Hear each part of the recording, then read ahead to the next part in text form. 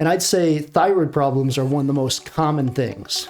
I think hypo is more common than hyper. It is, yeah. And hypo tends to affect women more than men. You can believe me, she's hit some heavy weights. 275 back squat. Because I remember when Bree was real little. And she would come in and say, it's Aquaman in the Y. Because I guess I still kind of do look like Aquaman. First of all, what is hypothyroidism? Hypothyroidism, your thyroid is kind of the cruise control of your body. It kind of determines the speed in which things work.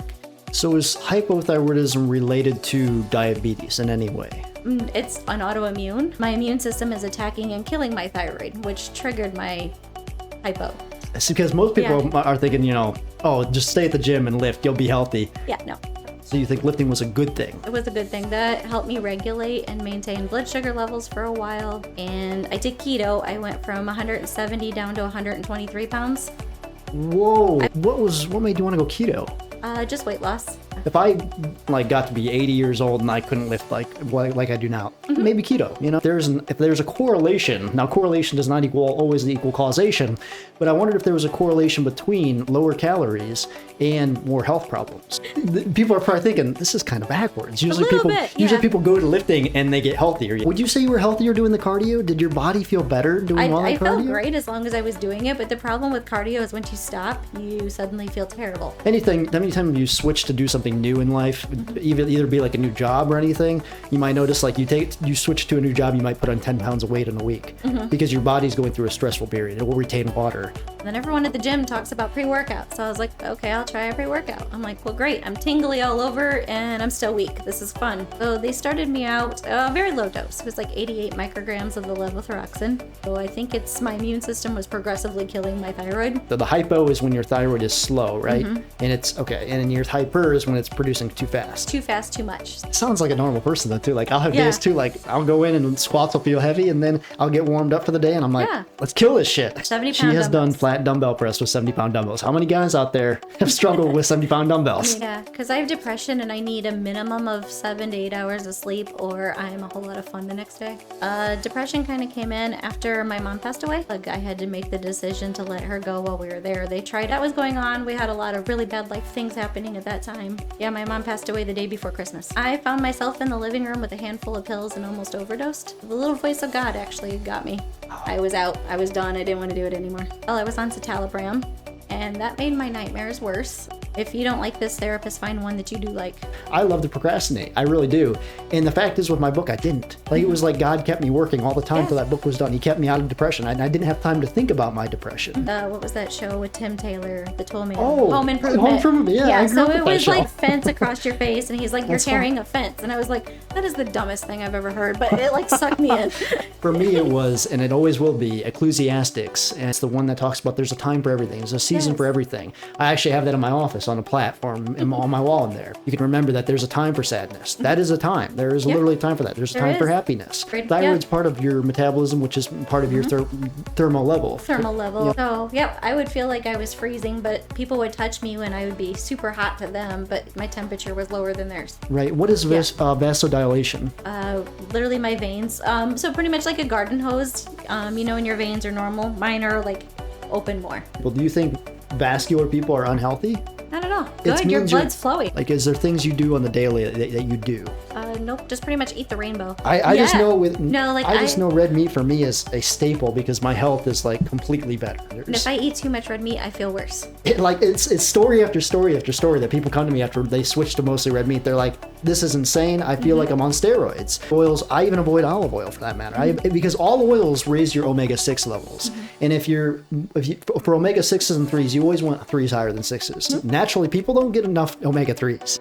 So there's two micronutrients that play a role in thyroid health. It's selenium and iodine. I know your iodine levels can be low with hypo. And the thing is, when you buy normally, they'll even say on the bag, this salt does not supply iodine. I was taking that salt and just using that salt. My strength fell so much at the gym, and I didn't know what was going on. If you're taking pink sea salt, make sure the bag says iodine. With iodine. Selenium is found a lot, imagine that, in red meat and egg. I recommend 4 ounces of cranberry juice a day to everybody because it's 300% your iodine level for the day, iodine. And the cool thing about that is my recommendation for eggs, at least always eat 3 whole eggs a day. Guess what? 3 whole eggs a day is 60 mcg a day. The egg is the perfect food. Yep. How many eggs do you eat typically a day? Probably 3 to 4. We found something here. I There was may be doing- a correlation here, I was actually. doing good to get 4 or 5. So, do you think sleep might have been a contributing factor to hypothyroidism for Very you? much could have been, yeah. So, You're barely surviving and doing cardio. barely surviving. This goes for everybody. If you're going through a stressful job or something, take a break on the exercise. You're only human. You can only handle so much stress. The more sleep I got, the better I was to handle emotions the next day. They would look in on my room and be like, yeah, you were asleep. I went to the bathroom. I'm like, I know, I heard you. You weren't in deep sleep then. I Because when wasn't, you're in not deep at all. sleep, you don't Yeah. know what is going Yeah, on no, outside. I used to take, when I used to powerlift, I used to take ashwagandha. If you're only getting like 6 hours of sleep a night, get your 8 hours. It's forget about watching the extra Netflix episodes. Yep. Stop Netflix and just go to sleep. A lot of people too on front squats, they are looking straight ahead on front squats. You would actually look up a little bit more. Yeah. If somebody is feeling really good, typically they are healthy. You know, if you're Yeah. waking up feeling good, your energy, you can get through the day, you're not going through crazy stress, up and down mood swings, you're probably a pretty healthy person. If there's any doctors watching this, I'm sorry.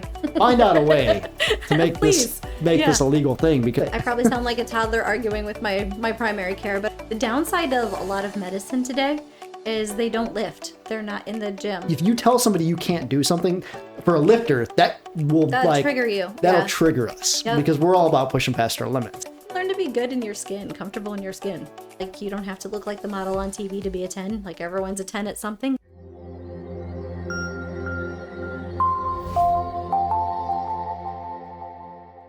What is happening, guys? Welcome to another episode of 1WARRIOR Season 2. I have another very amazing guest today. I have Tiff Bauer. Welcome, Tiff Bauer, to the Thanks. show. Thanks. Nice to be here. I have her on today because we are going to be talking about a topic that affects, I would say, a lot of people. I work for an insurance company, and there is, we go through a lot of problems that people have and whatnot. And I'd say thyroid problems are one of the most common things. I come across, literally on the daily, probably at least one of or every 2 of my 3 calls are something to do with hypothyroid, a lot of hypothyroid, more than hyper. I think hypo is more common than hyper. It is, yeah. And hypo tends to affect women more than men. Men seem to get hyper. Oh, wow. That's interesting. So it's more of a woman's thing. So I didn't know that if that was a gender related thing. Is it always that common, or? For the most part, For the yeah. most part, Yeah, wow. It tends to lean that direction. It trends that way. Is there a reason why? It has anything to do, you don't know I it's just, think it's hormone based. okay. Yeah. Huh. All right. But anyway, we're going to be going into all things thyroid today. So if you have hyperthyroid or hypothyroid, we're going to be trying to cover as much as we can on both topics because Tiff is a nurse. So she has a background in this stuff. I thought she'd be the perfect topic for this. And also, too, she lifts.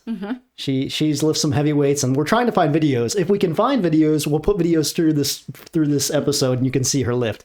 And we have her daughter over there looking for videos right now. So we'll see if we can pull those up. If not, you can believe me, she's hit some heavy weights. You've hit amazing a 225 squat, 275 back squat. 275 back squat. So, 275 for 3, and then I tried it again for another set and got 2. So close. Right. So she's not new to the gym. She's been lifting a while.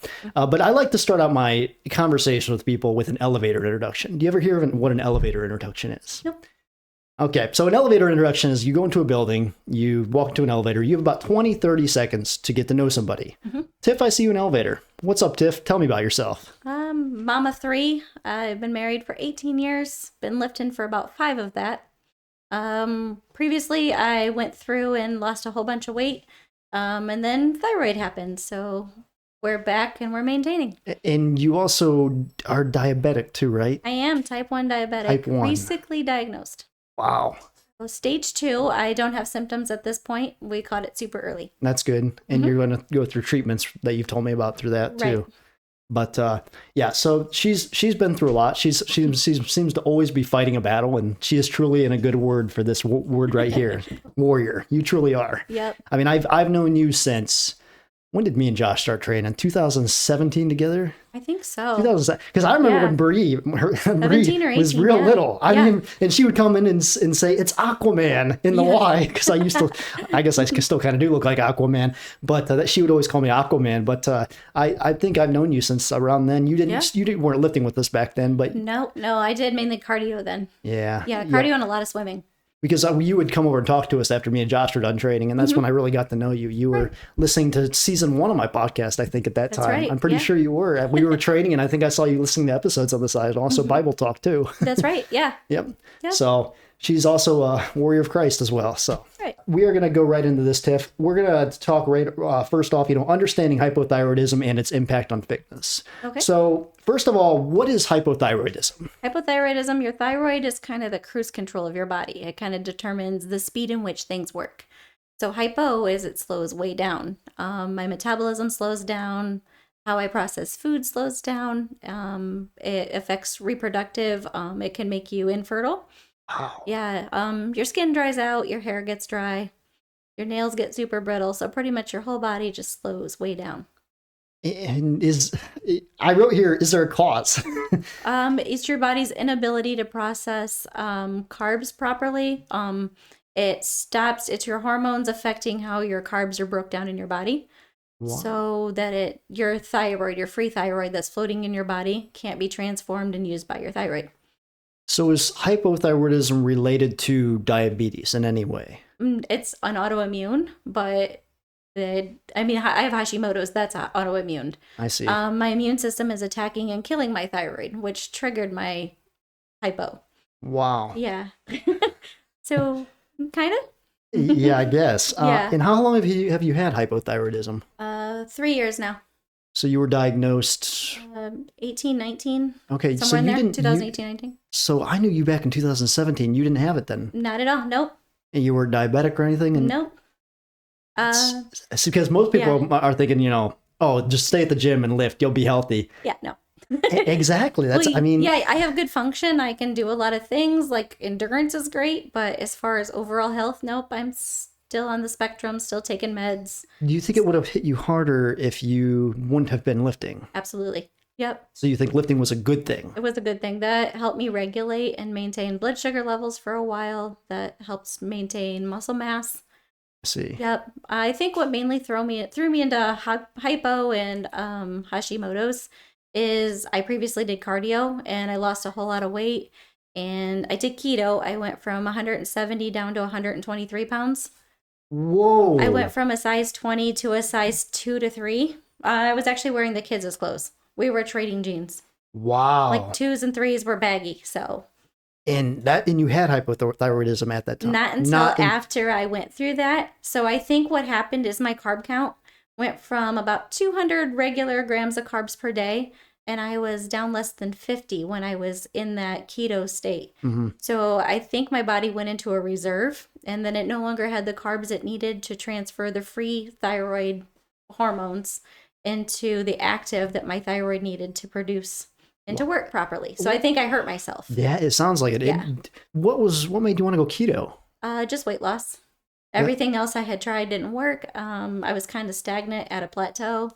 So I looked at a bunch of the diets that were out there. Keto seemed like it was the best, meat and vegetables. Right. I mean, I'm not against keto. I think keto is great for people that don't lift. Like if I got to be 80 years old and I couldn't lift like I do now, maybe keto, I mean, it's a nice way, easy way to maintain, I think. Yeah. I did more lazy keto. So I just mainly watched my carb intake. I didn't so much increase the fats. Mm-hmm. So yeah, just strict meat, vegetables, cheese, pretty much anything that you find on a farm is what I ate. Do you know ideally what your calories were at that time? Less than 2,000 per day. Okay, so was it more than 1,600 though? Yeah, because sometimes barely 1,600, like 1,601 or. Because I've coached people before that have come to me with hypothyroidism and stuff, and I've noticed, I've looked back at their previous records, and their coaches had them on these 1,200-1,300 calorie diets. And I've always wondered, if there's a correlation. Now, correlation does not always equal causation, but I wondered if there was a correlation between lower calories and more health problems. I think there is. Like, your body needs so much to run, maintain, and when it doesn't get it, it pulls it from somewhere. And it might cause a rebound effect in something. Pretty much, yeah. That's interesting. Yeah, it'd be worth looking into more. But yeah, exactly. But you were not on that low calorie. You were doing about 1,800 still. That's plenty healthy 18 to 2,000 a day with about 30 to 50 grams of carbs. That's not bad. And what was your protein at roughly? don't really remember. I know it was at least 80 grams. Okay, quite low. Quite low, yeah. Because you weighed what at that time, 140 or 123. 123. So I'd recommend a gram per pound. So about 100 to 123 protein for you at that limit. So you're a little bit lower than, but not too much off. But all I did was swim and walk and literally ran my butt off. You didn't lift at all. I didn't lift at all. So you didn't lift until you got hypothyroidism. Mm-hmm.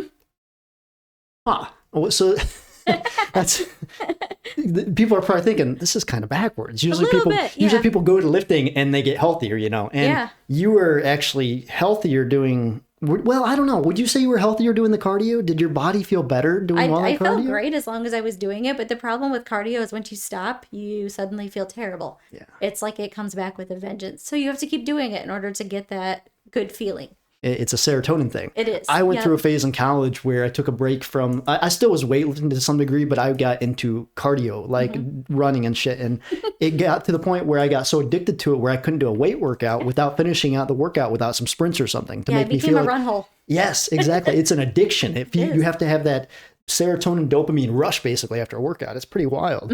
And you don't really know until you put yourself through that. Yeah. So transferring over was a huge flip of the switch, but when you transferred over, were you still doing as much cardio while lifting? I did walking, but that was it. Like an incline walk, like the 12-3-30, 12% incline, 30 minutes for 3 miles an hour. Yeah, every day you lifted? Every day that I lifted. I still did that at the end of it for the most part. That was like my wind down. And how many days a week were you lifting at that time? 3 to 5. 3 to 5. So depends on when I can get there. And that's really not that bad. It's really not. And then it just tapered off to just straight lifting. And then I kind of had more of a baseline where my lifting gains were going up. I was overall not feeling the decrease from not doing the serotonin from the cardio. Right. That's good. Yeah. It kind of took a week, about 2 weeks before that. It took me a lot more than 2 weeks. Yeah. It took me almost a month to get over that. It's like a detox from cardio. It is. It can be an addiction. It really can be a bad addiction. When you were doing the cardio and the weights at the same time, did you have a rebound effect? Like your calories were probably the same, weren't they? Yeah. You didn't like up your calories when you just went to lift more lifting and less cardio? Right. You kept everything the same. Everything stayed the same. Did you notice your weight rebound at all? It did. It went up a little bit, maybe 10 pounds at the beginning. Like that was it. That's a good, that's usually. I figured it was the transition to building muscle versus like the weight itself. It wasn't fat. Okay, so that's pretty normal actually. Usually it's water retention. Your body's going through anytime you switch to do something new in life, either be like a new job or anything, you might notice like you switch to a new job, you might put on 10 pounds of weight in a week because your body's going through a stressful period. It will retain water. It's aldosterone is the hormone produced. And that happens for anything. If you go through anything stressful in life, that'll happen for any time of switch. Usually lifting too, and big time when you go from cardio just to lifting.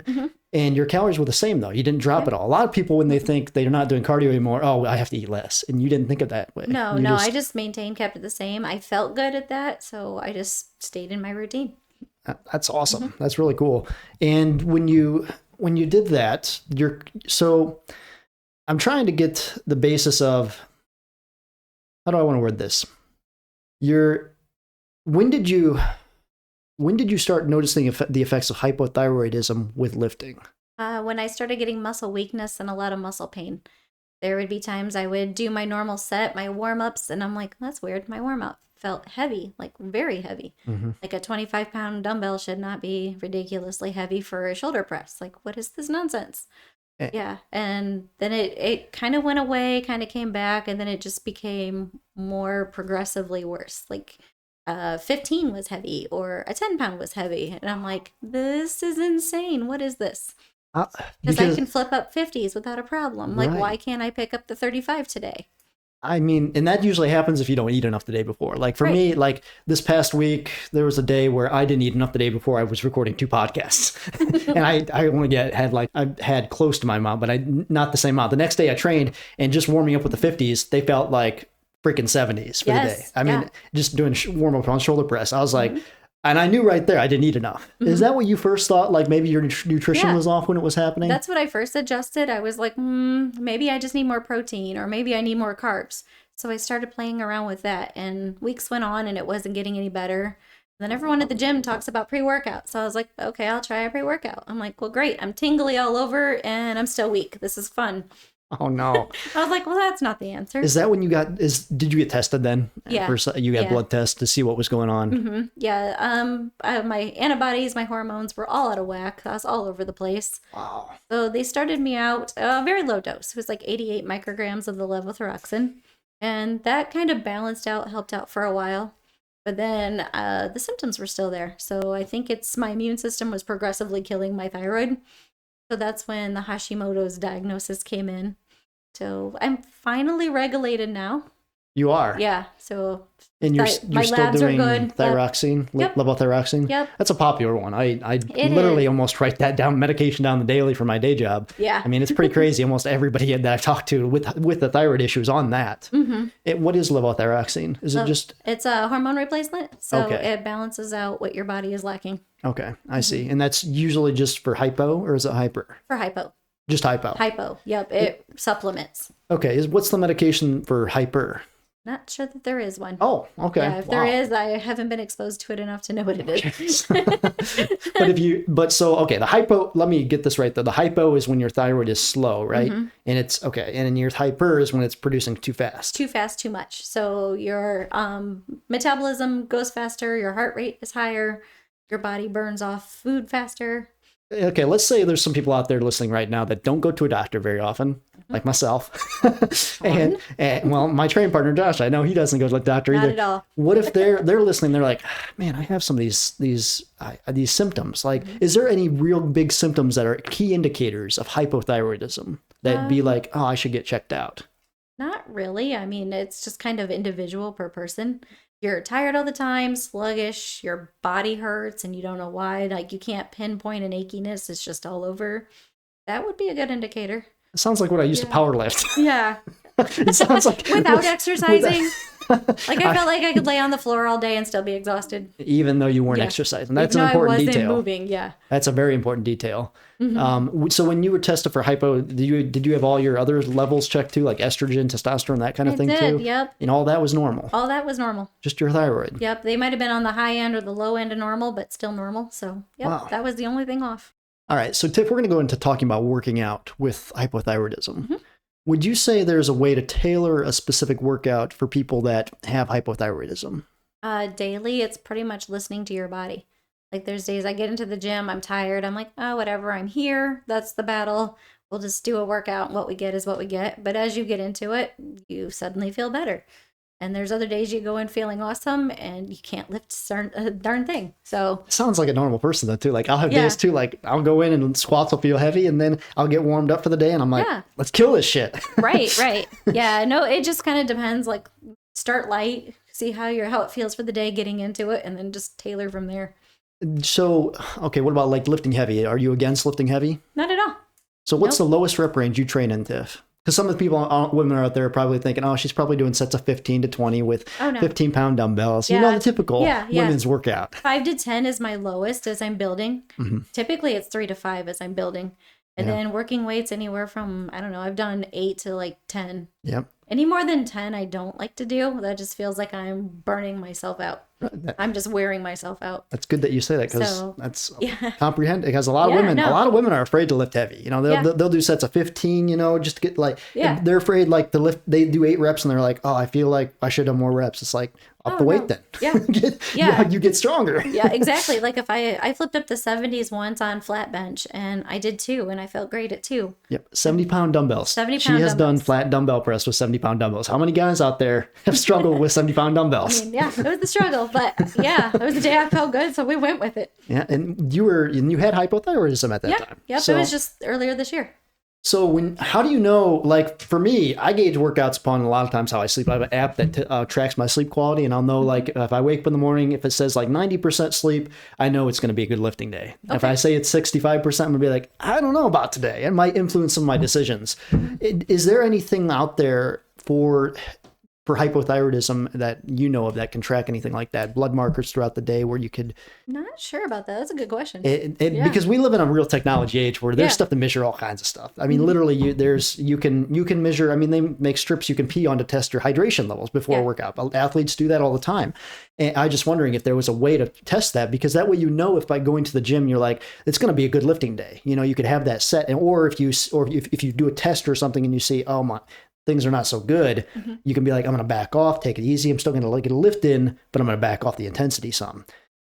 You don't know of anything like that? I don't know of anything like that, but that would be interesting, yeah. Because there's days where chronic fatigue is part of the hypo, and I'm just exhausted all the time. So it'd be nice to know, like, the quality of the sleep that I got the night before. Yeah. And how that would impact, yeah. You should definitely track sleep. I don't know. I mean, it'd be interesting to see, like, in my last relationship, this app did actually work. I kept it on my side of the bed, and it measured just me. So it told me my quality. And it's funny though, with Siri, it's a little different. It's funny with Siri in my bed too.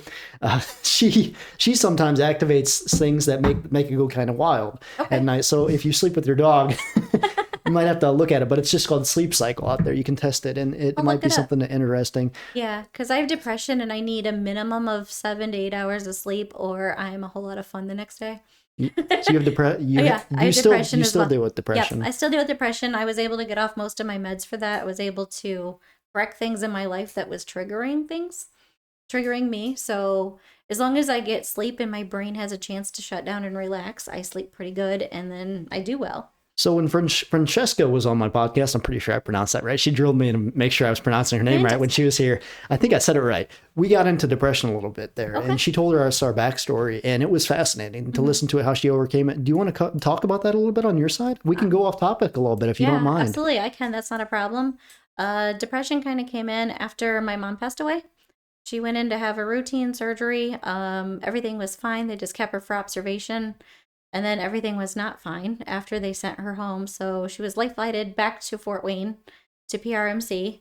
And then I ended up pulling the plug. I had to make the decision to let her go while we were there. They tried everything and they kept coming in. And I'm like, there's brain kicking in. I know what they're telling me, but they haven't told me. So they finally called me in to let the final decision be made. And you got to make that decision. I had to make that decision. Yeah, I was there by myself in this empty ER room. So how long was she unconscious for? About 5 hours. 5 hours. By the time that her friend found her and got her to the hospital in Bryan, and they transferred her over to a bigger facility. Wow. How old was she? 61. 61. Wow, that's not very old. Nope, 61. So that was going on. We had a lot of really bad life things happening at that time. So kind of like everything fell apart at the same time. Were you guys living in that apartment at the time? The girls and I were. Yeah, Josh and I were separated. We had just separated. What year was that? 2019. It was Christmas. I was training with Josh at that time. Yeah. Yep. Yeah, my mom passed away the day before Christmas. Wow. So Christmas Day, we were at the funeral home making arrangements, and New Year's Eve, we were having a funeral. What was your biggest contributing factor to get over that depression? What helped you the best to get over that? I found myself in the living room with a handful of pills and almost overdosed. And the little voice of God actually got me.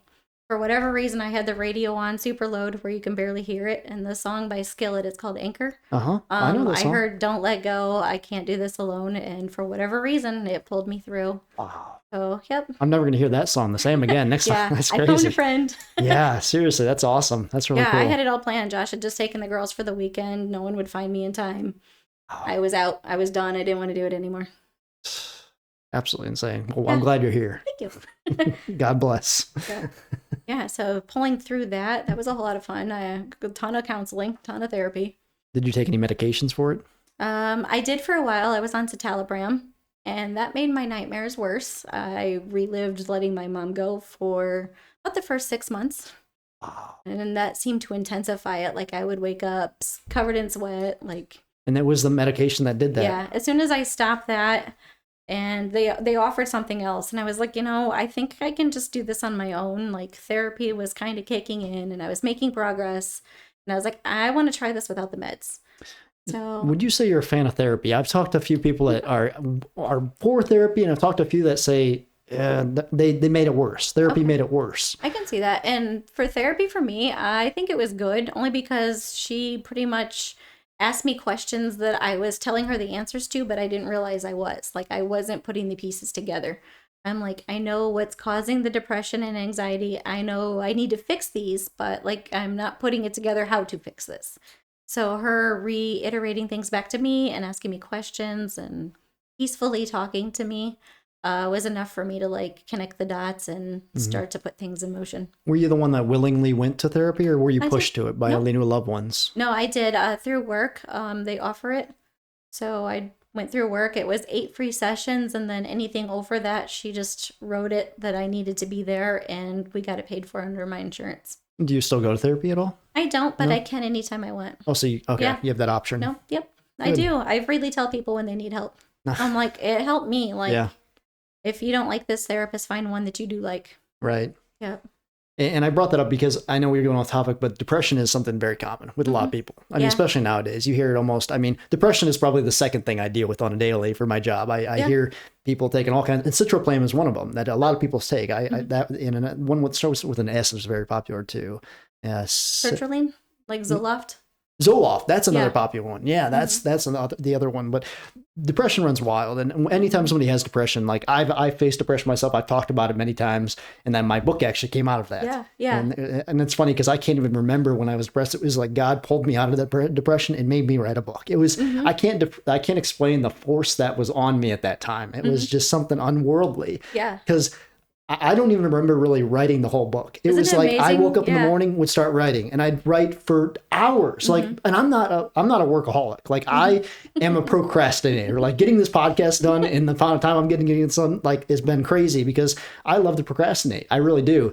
And the fact is, with my book, I didn't. Like, it was like God kept me working all the time till that book was done. He kept me out of depression. I didn't have time to think about my depression because I was so focused on that.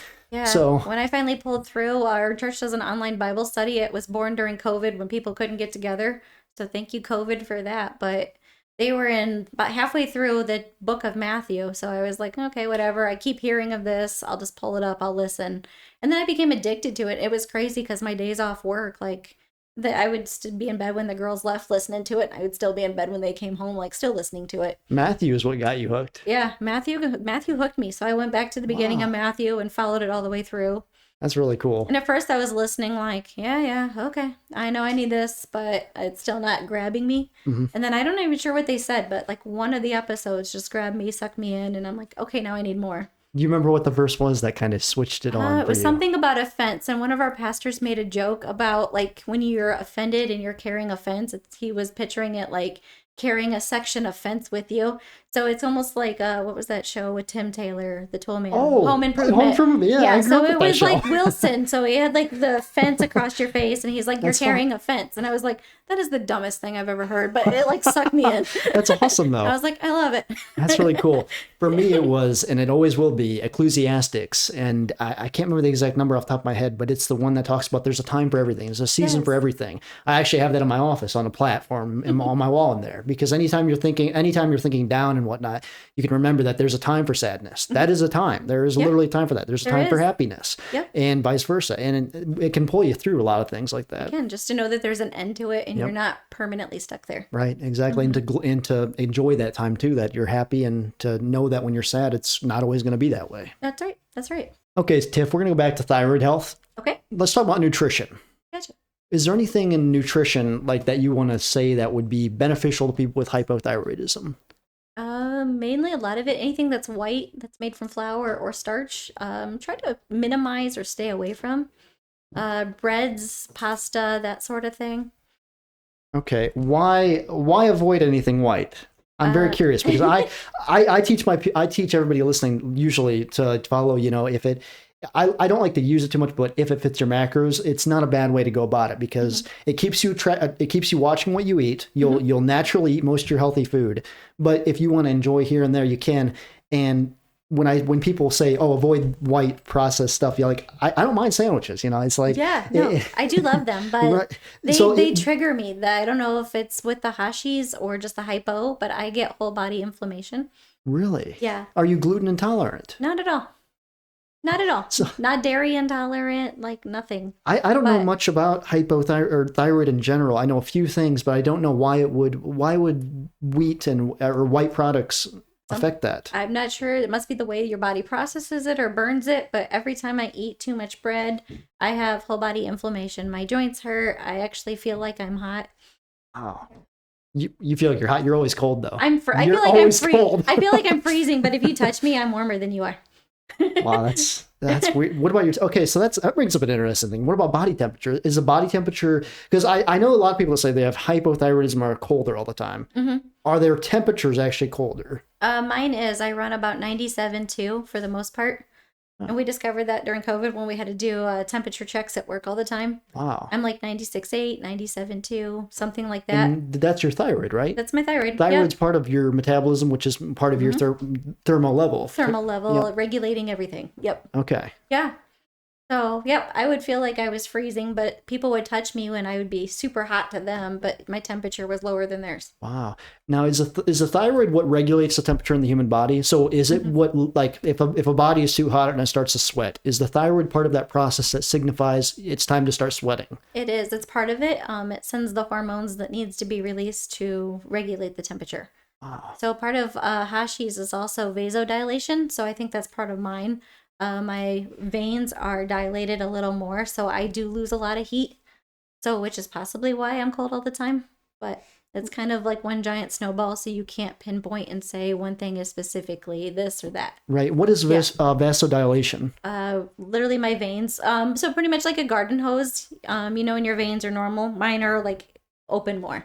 So usually when you're warm, your veins will be dilated more to release the heat. Right. If the house was warmer, I'd be very veiny because I'm a vascular person. Yeah. So mine are almost enlarged all the time. Oh. So my blood pressure, that I was at the doctor Monday, and it was 107/90. Okay. So I'm, yeah. Yeah. No, it was 107/82. Sorry. Yeah. So I'm very low on my blood pressure. Do you think, this is a common question I've got from people, do you think vascular people are unhealthy? Not at all. Okay. Not at all. So it showed like veins expanding. You were acting like that's a bad thing there, veins expanding. Oh, only because my blood pressure is low, which contributes to like fatigue, which right. But vascular is not. Vascularity. Yeah. Because I've had people come to me and say, "Oh, I've heard vascularity is bad," and I'm thinking it's good though, isn't it? It means it's good. Your blood's flowing. Right. Yeah. That's why I've had every doctor doctors love my veins because I mean they can easily draw blood. Yeah. It's phlebotomist loves you. Yeah. Yes, for sure. But no, it's not bad. I would worry more like your cholesterol being bad. But right. Yeah. Right. Just because your vein pops out doesn't mean you're high in cholesterol. Interesting. Yeah. Okay. What are the key things with nutrients that you think about on the daily when you're trying to keep your thyroid healthy? Like, is there things you do on the daily that you do? Nope. Just pretty much eat the rainbow. That's what my Eat the rainbow. Yeah, my endocrinologist said eat the rainbow. So make sure you get plenty of veggies. Get your greens in. On your meats, watch red meat. Watch red meat. Why watch red meat? Because I'm all about eating all that red meat. You are. Red meat will increase your lipid panel. It makes my lipid panel go higher. So it's not totally bad if you eat a steak from time to time, but if that's your staple, then possibly not good. But it does like release things and throws off your blood panel. I see. For me, and it was the exact opposite because when I was diagnosed with low testosterone, a few other problems back in 2012, I switched to a high cholesterol red meat eggs diet. Went back in 6 months. My levels were all crazy normal. Like my testosterone was shot through the roof up to from 220 to 625. My cholesterol was way better. My HDL was way better. My LDL was lower. Everything was better. And my doctor asked like where I got treated at. My doctor thought I got treated somewhere. I was like, no. And I literally, is what I did. He made me send a list of like supplements I took, vitamins I took, all that kind of stuff. And he couldn't believe it. He didn't know what to say about it. He had nothing. I called him back for the checkup following, and he didn't know what to respond when he saw that. So it's a hypothyroidism thing, maybe. Yeah, maybe. It could be I don't know. and you're hyper.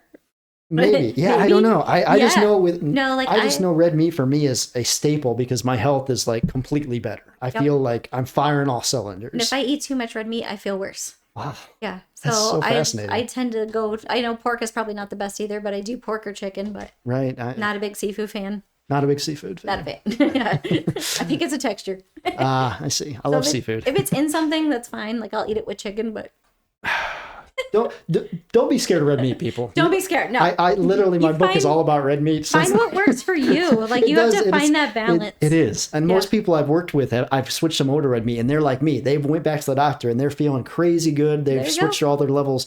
Because I mean, I learned about much of this from Stan Efforting, and he talks all about the benefits of red meat, and I've experimented it and put it and tried other people trying it, and they all come back to me. I mean, even our training partner Chad at one time was following vertical diet like me, and that was before COVID, and he was putting on muscle like crazy, felt crazy strong.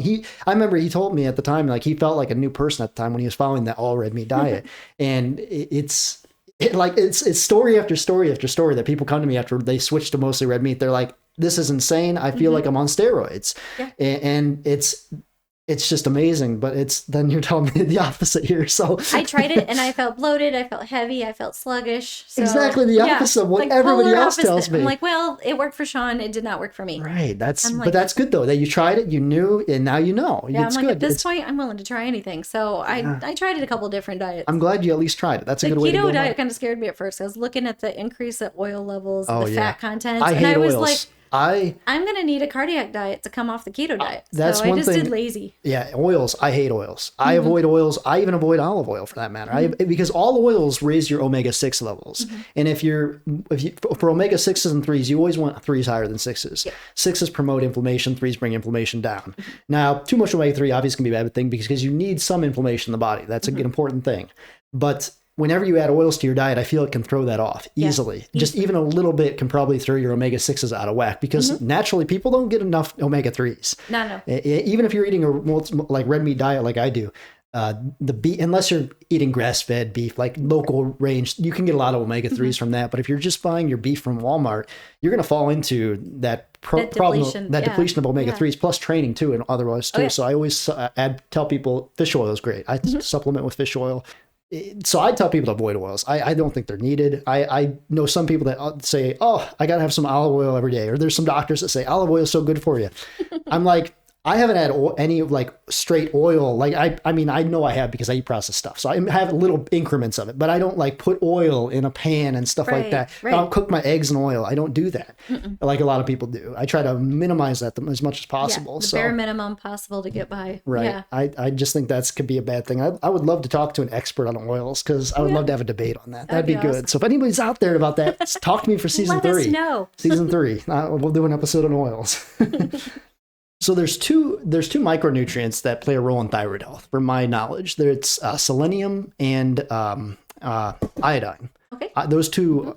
Now, do you know anything about those two micronutrients? And not a whole lot. Okay. I know your iodine levels can be low with hypo. Yes. So goiters are huge. You can mainly get that through the pink Himalayan salt is what my endocrinologist recommended, just as a preventative so that I didn't get low. As long as it has iodine in it. Make sure it has iodine. There's a lot of them out there that don't. Yeah, even the white Morton salt, make sure it's iodized. Right. I buy just regular white table salt, but I always make sure it has iodine in it. I know I don't know if it's as popular as it was about a few years ago, but like I say in 2017 or 16, I remember there was a whole hype about pink Himalayan salt. Yep. And the thing is, when you buy normally, they'll even say on the bag, this salt does not supply iodine and nutrients. And I fell into this. I was taking that salt and just using that salt. My strength fell so much at the gym. I didn't know what was going on. I was like, and I was feeling tired through the day, and I didn't know what was going on. Like I was doing all this, testing out all this research and testing stuff on myself because I like being a guinea pig, and I could not figure out why my strength levels were depleting. And then I found out about iodine, and I'm like, shh. This does not have any iodine. You were not helping me. I went to the store that night and bought some iodine and just took some tablespoons of salt. And literally the next day, I felt much better. I woke up, I was like, I feel a lot better. Like I didn't have a headache, and I was like, holy crap. So I think maybe if you're taking pink sea salt, make sure the bag says iodine with iodine. Because even the salt we have at home, I'm the only one, the main shopper, so I make sure that it's in there. Yeah. But if anyone goes shopping for me, I'm like very adamant, like that it has to have iodine in the salt. Because there was, I don't know the year, but Stan Efforting talks about it a lot. There was a year like 90 or 80 something when a bunch of goiter was coming out. Goiter and Graves' disease was coming popular. And I think it was because of the iodine levels, because everybody was taking the salts that didn't have iodine in them. They were taking the natural iodine out of the diet. So I think that was a big reason. But the other one is selenium. That was the other one I wrote down here. Selenium is found a lot, imagine that, in red meat and eggs. There you go. Yeah. Well, there you go. 3 whole eggs. So here, and I wrote down an interesting fact here. Selenium, there is 60 mcg a day is what you need for selenium. Okay. Iodine, you need about 150 mcg as a minimum. And if you lift, probably a little more. And I tell anybody, these are what the RDA recommends. When you lift, naturally exercise, you excrete these, you need probably a little bit more. Yeah. So that's a good starting level. But for iodine, it's 150 mcg a day. I recommend 4 ounces of cranberry juice a day to everybody. 4 ounces, it's not that much. I have it every night with my dinner, just 4 ounces. It's not much because it's 300% your iodine level for the day, iodine. So I always just have that on top of my meals at the end of the night. It's a staple. It's the real cranberry juice. It's expensive too right now, which sucks. Like $8 a little thing like this. At least you're only doing 4 ounces at a time. Yeah, I know. It lasts a while, so it's good. And the other thing is selenium. Now, selenium is 60 mcg a day, what you should have. And the cool thing about that is my recommendation for eggs, at least always eat 3 whole eggs a day. Guess what? 3 whole eggs a day is 60 mcg a day. It comes out perfect. When I ran this math, I was like, literally, that's wild. Makes another reason to talk about the egg. The egg is the perfect food. It is. Do you eat a lot of eggs? I do. Yeah. How many eggs do you eat typically a day? Probably 3 to 4. 3 to 4. See? Yeah. So she even follows that level too. Without even knowing I was doing it. Look at that. Yeah. Whole eggs? Whole eggs, hard boiled, or I'll scramble them and eat them with cheese. So you never throw away a yolk? Nope. Good deal. No, I eat them. Only They're fools delicious. throw away yolks is what I say. They're delicious. Yolks are packed We with all the even flavor nutrients. eggs. Yep, yolks are packed. We even flavor eggs to make them more fun. Yeah, that's right. I've talked to her about a business deal with that, but she's not sure about that yet. But maybe more info to come on that. Yeah, that'd be great. Everyone needs a good buffalo egg in their life. All right, so we're going to go into the impact of sleep on stress too, as well, on thyroid health in general. How much sleep do you get a night? Minimum of 7, usually about 8.5. And were you getting that when you were first diagnosed with hypothyroidism? Nope. No. We found something here. There may doing- be a correlation here, I was actually. doing good to get 4 or 5. Yeah. So, do you think sleep might have been a contributing factor to hypothyroidism for Very you? much could have been, yeah. Yep. And stress levels too at that time. What were they like? Oh, through the roof. Did you have the same job at that time? I did, yeah. Okay. So I worked in Fort Wayne for a while. I was part of the ER over there. And then I also worked at a nursing home. So I would do part-time on the floor at the nursing home and also work at the hospital. So you were working a lot. Lots of hours. Probably Yeah. more than 40 hours a week. I was. And an hour and a half drive there and back. And you were not lifting at that time. Not lifting, nope. You were Barely just surviving. Doing cardio, though. Just So doing cardio. You're barely surviving and doing cardio. Barely surviving. This exactly. I tell people 4.5 hours a night. Yeah. if you are going through a stressful period of time in life, and this goes for everybody, if you're going through a stressful job or something, take a break on the exercise. Because what happens is if you're when you're exercising like we do, training heavy and training hard, you can't be going through crazy stress in life at that same time. No. There are periods where my workouts, I will bring the intensity down. My workouts be shorter. And if I'm dealing with stuff on the outside, like if I'm doing, like when I first got this new job, I dropped everything down. The intensity went down. I went back to just straight bodybuilding. I took the power movement out of my workouts till I got adjusted, because I know for me, if I raise stress outside the gym and bring stress into the gym, it's going to destroy me. It is. Literally. Yep. You're only human. Literally, you are only human. You can only handle so much stress. So if you're going through a new period of anything in life or a new stress, and you were doing cardio up to then, figure out what you need to do to correct that stress and take away that stress, and before going back to the gym and worrying about your gym. Yeah, because I would use the gym, the cardio, to relieve my stress. Like I would take my fury for the world out on the treadmill. And that's not a bad idea, but it's more healthy to do that lifting than cardio. It is. Because the cardio is a lot more harder on the body stress-wise than lifting. I don't know why that is, but all the research I've read, literally stress and cortisol levels are higher in the people that do cardio than they are the people that lift. When people that lift, naturally their cortisol levels are lower, their serotonin is higher, which is good hormone. So that's interesting that you just drilled yourself to a pulp there. Oh, yeah. Yep.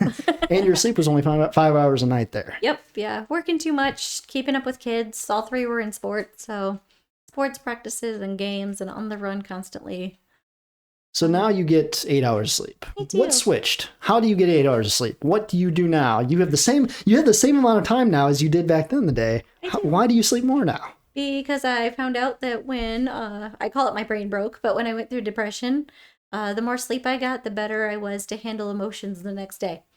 So my brain actually went into like hyper awareness. I was hyper aware all the time, hyper vigilant. It would not shut down. So when I did sleep with the citalopram, I wasn't actually resting. I was still having nightmares, still hyper aware. Like I would hear sounds in the middle of the night. I could tell you when the girls got up to go to the bathroom, even though that I slept the whole time. They would look in on my room and be like, yeah, you were asleep. I went to the bathroom. I'm like, I know, I heard you. You weren't in deep sleep then. Because when you're in deep sleep, you don't know what is going on outside. I heard everything. So actually, I think it's nature's bounty. There's an anxiety and sleep med. It's over the counter. I started taking that with a melatonin, and it made my brain relax to where I got good quality sleep. Wow. So when I stopped the citalopram, I switched over to that, and it's worked great, so I stayed with it. And what was the name of this medication? It's Nature's Bounty. Nature's Bounty. It's anxiety and stress. It's ashwagandha. Oh, ashwagandha. That's a plant. Yes. Yep. I know a little bit about that, actually. I used to take, when I used to powerlift, I used to take ashwagandha. It used to help with stress levels of when we were powerlifting, we were squatting 3 times a week, benching 2 times a week, and deadlifting 2 times a week. So our stress levels were through the roof for when we did that. And ashwagandha helped a lot. I took that back. I don't take it anymore, but I found it very useful there. I was at 10 milligrams of melatonin, but here lately I was kind of restless at night, and I'm like, okay, well, this is not working. So I cut that back to 5 milligrams and then added magnesium with it. And that works so much better. You take zinc with that too, ZMA. Mm-mm. Okay. Nope. That'd be something I might want to put on there. Take some zinc with your magnesium. The popular thing is zinc and magnesium at night. A lot of people do that. Okay. I have a magnesium combo, so it works with my sore muscles. Right. And then it also helps me sleep. Nice. And so I'd recommend the zinc. I take zinc before bed. Just do not take it with dairy. Dairy will fight with zinc to absorb. So if you eat like dinner, you drink like milk or something with dinner, at least wait 3 hours before you take your zinc. Okay. It goes with any metal. If you take an iron or anything, dairy can always mess with metal for some reason. I don't know why that is, but messes with the absorption of the body. I went to all natural and I don't have any problem sleeping anymore. So my brain relaxes, no more nightmares. They all went away. And you would think what would you think the most contributing factor to that now good night's rest you get now is the medication that you're taking, the Nature's Bounty? Yeah. Do you think that's the number one? I think that's the number one thing. Really? And it could be placebo and just making me think that, but it works, so I'm going to stay with it. When you started lifting heavier, were you sleeping better at the gym or not? No, about the same. Okay. Yeah. Huh. Yeah, and I noticed too when I slept more throughout the night or better quality sleep after taking that Nature's Bounty, then I was not as fatigued during the next day. The brain fog wasn't there as bad. Oh yeah, for sure. Sleep is. It's incredible. Sleep is. If you're only getting like 6 hours of sleep a night, get your 8 hours. It's forget about watching the extra Netflix episodes. Stop Netflix and just go to sleep because. Yeah, you're probably dozing off in your chair anyway. Like I'll find myself at night, like last night, me and Siri were on the couch and we were just naturally dozing off. I was like, all right, girl, we're going to bed. It's like, I barely watch TV anymore. I think we watch, our church does a 7:14. It's a daily Bible study. So I'll watch that for 45 minutes a day. And that's about all my screen time. Nice. That's not very many people can say that. Yeah, screen time is pretty popular. I was like, why do we pay for Netflix? I don't watch it. All right, Tiff, it's time. Okay. Are you smarter than a 5th grader? Possibly. We'll find out. First question, Tiff. Let me pull the questions back up here. That was like kindergarten, Brie. Green. These are actually hard. When I was going through your questions here, I was like, you might have trouble with these because these are kind of tricky. Budapest is the capital of what European country? No idea. Hungary. I did not know that. No idea. Apparently, we learned that in 5th grade. I don't remember learning that in 5th grade, but these all came from... I've never applied that to my life. Okay, the 10th grader doesn't know. I don't feel too bad. The 10th grader doesn't even know it. So, okay. You peer through a window into a room and count 20 eyes. If each person has a typical number of eyes, how many people are in the room? 10? Yes. She got it. I thought that was a trick question. No. This next one, and you're going to be amazed too that this next one came up on this random generator I used to generate these. Like, what is the chances of this? Who founded the Red Cross? Clara Barton. Her Jeep is named Clara Barton. That's right. I use a generator to generate these questions. They're random by AI, and that came up on the first swipe. I was like, That's insane. What? I think it was 1863 18. Yeah, or 1893, somewhere in there. No idea the year, but that's Civil War. When I saw that, I was just blown away. I was like, that's literally her Jeep's name. Yeah, like, it's I'll my put a Jeep's picture name. of her Jeep right here because it's one of the coolest Jeeps. But Yeah, Clara. yep, send that to me, Bree. Her name is Clara. Her name is Clara. And Clara she's Barton. spicy and ornery, just like Clara. Yes. The first atomic bomb attack was on which city? Atomic bomb attack? Yes. We're talking about the big ones in Japan, or was that not the first? You I can't tell can't me. tell you that. Hiroshima? Yes, you got it. Nice. So was that the first, or is there more I don't know Apparently, it was the first one. I didn't know it was the first either. Who is the creator of the classic book characters Tom Sawyer and Huckleberry Finn? of? Mark Sawyer? Mark Twain. Mark Twain. Mark Yep, Twain. Mark Twain. You got it. Twain. All right. Okay, wait. Which tool is used to estimate the likelihood of certain genetic outcomes? Yeah. Do I know this?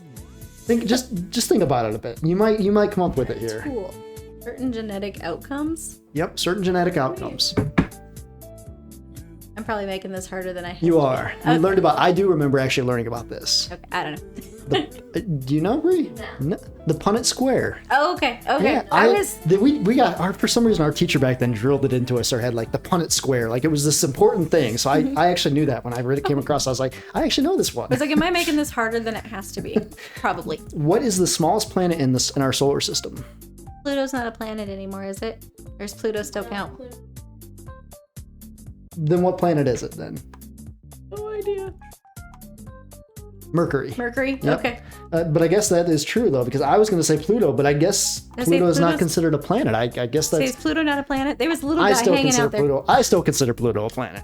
It will always be a I planet. knew it wasn't Saturn, but In which month is Earth Day celebrated? I knew it. It's springtime. The kids are in school because we get What month? We get a tree. No, not anymore. That's only preschool. April, May. April. April, May. Yep, you April. got it. You got it. Yep, you were close. What are the first 10 amendments to the U.S. Constitution called? Bill of Rights. Yes. Yep. And what is the most widely spoken language in the world? Spanish. Not Spanish. Our English. Wait, what did you say? Our language. Our language. Our language? Our language. Our No, that's not right. Our language. That's not right. No, not English. No idea. Wait, that's Spanish. Latin. Chinese Mandarin. Is it really? Yes, I didn't know that. Wow. Apparently, we learned that in 5th grade. I don't remember learning this stuff in 5th grade except the Punnett Square, but And it doesn't happen anywhere but here, like anywhere near here. no, it doesn't. I don't know anybody that knows Chinese Mandarin. Mandarin. Because I think that's like one of the 4 Chinese languages is Mandarin. I think there's like a few of them. But you did pretty good. You got, let's see here. 3? You got, let me see which ones you missed here. You missed Budapest. You missed, Mandarin. you got that one right. Which of the country of the you got that one right. Which tool is Punnett Square? You missed that one. Planet. Did you get the planet one right? No. No. Okay. And Earth Day, you missed. Well, you got Earth I Day. said April, I'll May. give you Earth Day. Yep, I'll give you that. Bill of Rights you got in Chinese. So 60. So you passed. 60. You Probably did, not. You did better than a couple other guests I had this season. So that's pretty good. That's pretty good. My random knowledge comes in. Right. The Exactly. Clara Barton one was awesome. I'll give you that. I thank the AI system that I used to generate the questions because I blew my mind away. I saw that. I was like, I cannot believe this question is being generated for this person. Nope, it was rigged. He cheated. Just kidding. No. So, real quick, Tiff, I wanted to cover back to your gym story. What are some of your best lifts in the gym? There was one day you actually showed me the trick on front squats. Oh, yeah. Where you get it in the little sweet spot on your shoulder where it doesn't hurt. I went from 85 pounds to 150, 160. I think it was 165. That's a huge jump. That's a huge jump. 80 to 165. Yeah, and That's it was sitting over too 100%. low on my arm and it was hurting, but when I got it there and it didn't hurt, the bar wasn't putting pressure there, then I was able to lift more. A lot of people, too, on front squats, they are looking straight ahead. On front squats, you would actually look up a little bit more. Yeah. Because Yep. it keeps everything up like this. Yep. Because a lot of people, I'm going to try to angle this. A lot of people will go like this and forward, which is right. But if you raise it up like this, the bar will sit there. Yeah. You can actually even raise your arms out and it will still sit there fine. That's what a lot of people do wrong. They let it sit here, and that's where they're going to have pain. Yep. Go like this, it'll naturally stay back on their neck. And when you look up, that opens up your air hole. A lot of people say they can't breathe doing front squats. look up like that and you'll be able to breathe fine. Yeah. What it was doing is it was coming down on my arms too far, and then my arms were like not being able to support it. And then I was like, and we're done, because now my arms are bruised and they hurt. And that's awesome though. 80 pounds to 160 pound. It was like I know guys that can't squat, front squat 165. That was on a good day. Yeah. And then the one day I felt really good. My normal lift was 185 for back squat. And then I bumped up to 275. I remember that day. I hope we have a video of her hitting 275, because I remember that day when we were there. We were all getting amped up. 2 weeks where I got a new PR every time I was there. I know. I remember that time, and it was before your diagnosis of diabetes. I know. It was, yeah. But I feel good. Let's do it. If I have the videos, we'll put them up, because Yeah. I really want people to see that, because your lifts are some of the awesome lifts, and she's good form and everything, and it's fantastic. So the last thing we want to do here is a little Q&A. I had posted a few weeks ago for a couple questions if people had questions about this. I actually got 5 questions on this topic, so we'll go through this. First person asked, how does hypothyroidism impact energy levels and stamina during weightlifting sessions, and how can individuals adapt their workouts accordingly? Ooh, good one. Yeah. Good one. I didn't ask it. Somebody else did. Yeah, good question. Hypothyroidism, you tend to be more fatigued, more tired. So just listen to your body. You can adjust your workout. If you notice you're getting tired, don't do as many reps or don't go as heavy. Mm-hmm. So it's just day by day, play it by ear. Okay. Yeah, absolutely. All right. Yeah, cool. You don't have to burn out and do a full 6 different workout routine. Right. If you cannot make it, do what you can safely. If you're super tired and you can't lift it, you're just hurting yourself and you're not really building. Would you advise to just skip the gym for the day? I've done that before. Sometimes rest is more important than lifting. Mm-hmm. I agree. Yeah. I mean, there'll be some times, where you just aren't feeling it. You'll be like, you know what? Live to lift another day is what I say. Yeah. I pack up my things and say, live to lift another day. Yeah. Go in, do a light one, or stay home and rest. Yep. But listen to your body. Your body will talk to you. Yep. Oh, for sure. Absolutely. Yep. Somebody asked, are there specific weightlifting exercises or techniques that are more suitable for individuals with hypothyroidism, considering potential joint pain or fatigue? Not really. No, because you're building the muscle, so the muscle will stabilize the joint. Right. Fatigue happens all the time. You just learn to push through it or go home if it's too much. Yep. Tiff isn't Tiff isn't a person doing balancing on 1 foot Bosu ball shoulder presses with 15 pounds weight. We're not doing that. she's doing the old fashioned stuff, squats, bench, and you've even deadlifted too. Yeah, so, I deadlift. Yeah, you did. Even I don't deadlift, but that's because of my back. But yeah, no, if you want to try a certain workout, you don't have to not do it because you have hypo. Yep. There's no limitations. There's no limitations. The whole gym is your playland. Right. Yeah. How does nutrition play a role in supporting weightlifting performance for those with hypothyroidism? Why can't I say this word? And what nutrients are essential for optimal thyroid function? We kind of went over this, I believe, that iodine and selenium. Yeah. You up those, and you probably will be feeling better. You'll feel really good. Your protein balance is huge. Make sure it's a gram and a half, or a gram to every kilogram. I recommend personally for most. I say pounds just because people naturally eat lower protein. I say a gram to a gram and a half per pound. Mm-hmm. And if you really like protein, take it to 2 grams per pound if you want. I mean, a little bit of extra protein ain't gonna hurt a person. No, and I usually don't do protein powders. I naturally get it through diet. Same here. Eggs, meat, chicken is your friend. I tell this story, but COVID was one of the greatest things that ever happened, because I rethought everything. I lost my job, didn't have money, so I had to rethink everything I was doing. I didn't have the money for protein powder, so I used canned tuna. After I coming back from to the workforce and everything, I won't buy all the supplements I had back then. There's very few supplements I take nowadays because the fact that I learned so much during COVID. I don't take protein powder for one. You don't need it. Oh no! At the gym, if anything, I might do a little bit of caffeine. Like my Crystal Light has caffeine in it for my strawberry water, or Vet Labs has got the amino acids. Right. And we had Chris on the podcast. Yeah. Yay, Chris. A few weeks ago. Yeah, the Vet Labs is great. The amino acids just gave me a little extra boost. Because I wasn't getting the benefit of the pre-workout anyway. Do you think there's any supplements that you take that should be included for hypothyroidism? Not really, no. Yeah. Another question, do you take creatine? No. You don't take creatine. Is there a reason why not? I just never got into it. Have you ever tried it? Josh had it, and I tried it a little bit, but I didn't notice a difference, so I didn't. You have to take it for about 2 weeks to make a difference. Okay, then I tried it for 2 days. Because what creatine does is pulls more water into your muscles, makes your body produce more ATP, more energy, and it takes about 2 weeks for your body to saturate with 5 gram dose every day. Yeah, no, didn't do that. Recommend it, Tiff. I have commitment issues. I did 2 days. Creatine is one I always I was like, recommend. I don't notice. Creatine can be so, but especially since the study just came out recently, it prevents Alzheimer's. I mean, there's so many good things about creatine. I just can't talk enough of it. Okay, I'll look into that. Yes, for sure. I think it could benefit. And then somebody asked, what are some strategies to manage potential weight gain or difficulty losing weight due to hypothyroidism while maintaining a weightlifting routine? That you might want to talk to your endocrinologist or your PCP about. A lot of it is calorie deficit, but that's also with hypothyroidism, it's pretty much not impossible, but it's just impractical to lose weight. Impractical? Impractical, yeah. So you think if somebody's trying to lose weight, I mean, that's gonna put a lot of people down. They hear that. It is kind of disappointing. Like, it's better to maintain where you are, and if you do gain, like, you're not gonna be like super slim ever again, is what my endocrinologist told me. She pretty much said where you are is where you are. I like to push past limits when people say that stuff. I do like, too. That'd be motivation to me. Like, I'd be going on. I would figure it out. Yeah. Like, that was, but then, for like, me, calorie deficit, you're already low. So when I blew my L4 L5 disc out, the doctor I went to, the guy I saw, told me I was never going to squat again. Never going to. You see me squat this past week, front squat over 200 pounds. Yeah. So it's like, I love pushing past those limits. I would hear that and I'd be like, challenge accepted. Let's freaking do it. Yep. Yeah, it's super hard. Yeah, you have to work out twice as much and you're not going to see results as quickly as like a normal person. Wow. Yeah, it's very disappointing, very disheartening. But at the same time, like, you have to look at it like, my clothes still fit. Right. I'm not gaining. I'm strong. I can do these things. I guess I don't have to be skinny and strong, but. Does levothyroxine help balance it out where you can lose weight or not?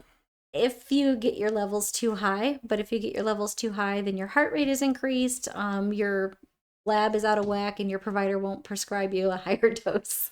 So there's one time I'm trying to find a way around this, but I know. I can't there's one time I may or may not have self-medicated. Really? And I'm like, I feel really good at 112. I want to take 1.5 tablets, so I was taking like 165. And what stopped you from doing that? My labs were like way up. I was pretty much not on the scale. Like, your labs are supposed to be around a 1, and I was at like a 0.02. But did you feel good though? I felt amazing.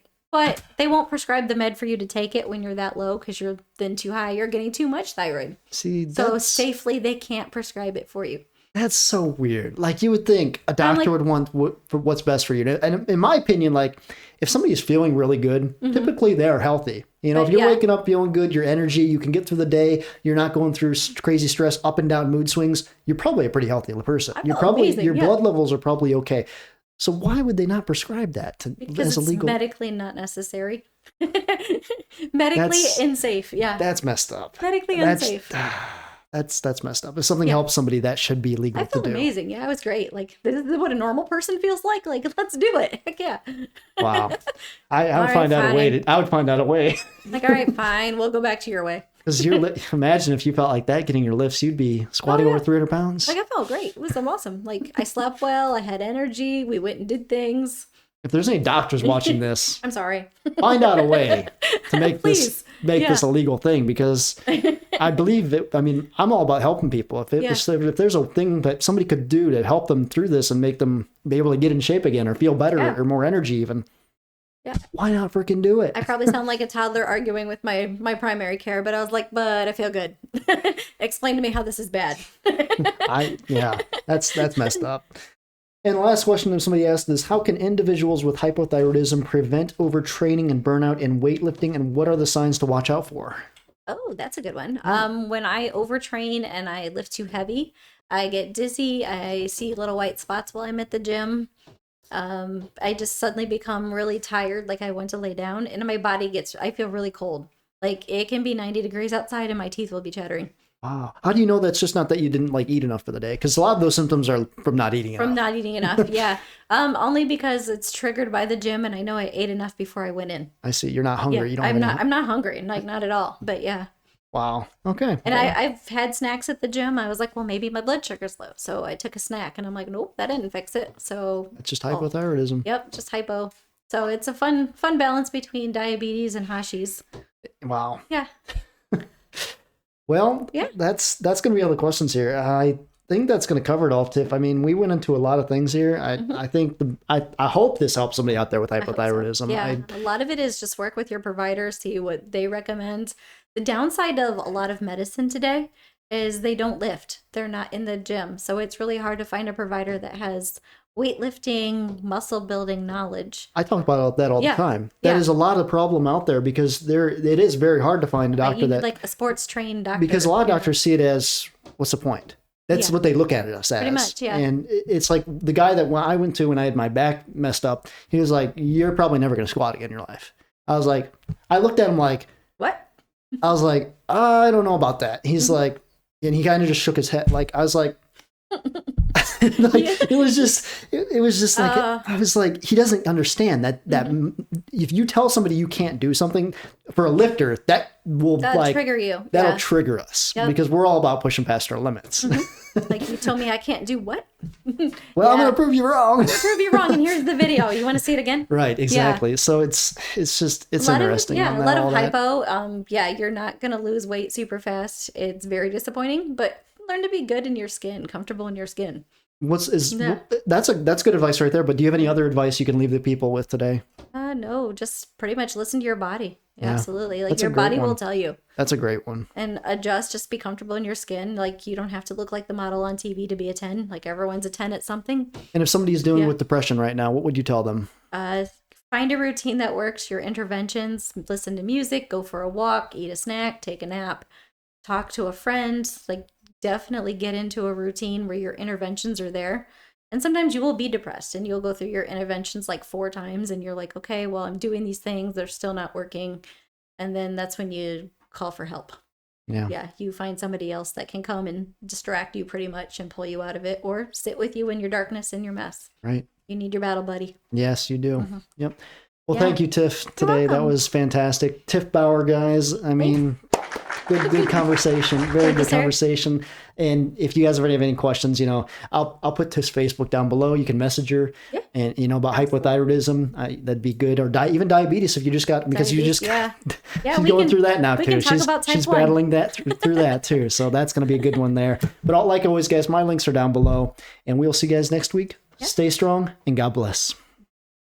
Thank you, Tiff. That was fantastic. No problem. That was great. I'm a hot mess. You're welcome to it. I got it.